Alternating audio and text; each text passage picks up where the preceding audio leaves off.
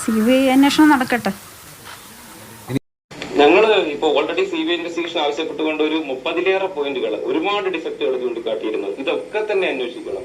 ഇതൊക്കെ തന്നെ എന്തായാലും CBI ഒരു പുതിയ അന്വേഷണ സംഘം വരുവാണെന്നുണ്ടെങ്കിൽ അവർ അതെല്ലാം തന്നെ കളക്ട് ചെയ്ത് അന്വേഷിക്കും എന്നാണ് ഞങ്ങളുടെ പ്രതീക്ഷ, ഞങ്ങളുടെ ആഗ്രഹം അത് തന്നെയാണ്.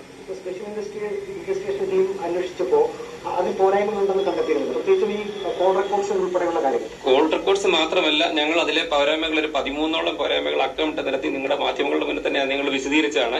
ഈ പോരായ്മകളെല്ലാം മുന്നിലെത്തിക്കൊണ്ടാണ് ഞങ്ങൾ ഫർദർ ഇൻവെസ്റ്റിഗേഷന് തലശ്ശേരി കോടതിയെ സമീപിക്കുന്നത്.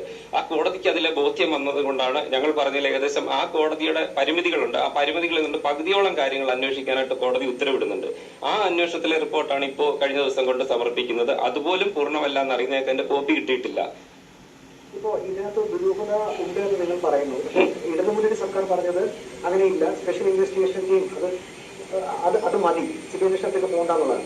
അപ്പോൾ ഇപ്പോൾ മാറി വന്ന സർക്കാർ അത് പൂർണ്ണമായിട്ടും അത് മനസ്സിലാക്കുന്നു എന്നുള്ളതാണ്, അണ്ടർസ്റ്റാൻഡ് ചെയ്യുന്നു എന്നുള്ളത് തന്നെയാണ് വിലയിരുത്തുന്നത്. അല്ല, ഒരു താല്പര്യങ്ങളില്ലാത്തൊരു സർക്കാരും അല്ലെങ്കിൽ അന്വേഷണ സംഘമാണ് ഇതിനകത്ത് വേണ്ടത്. ആരോടും പാർഷ്യലാവരുത്, ഇമ്പാർഷ്യലായിരിക്കണം.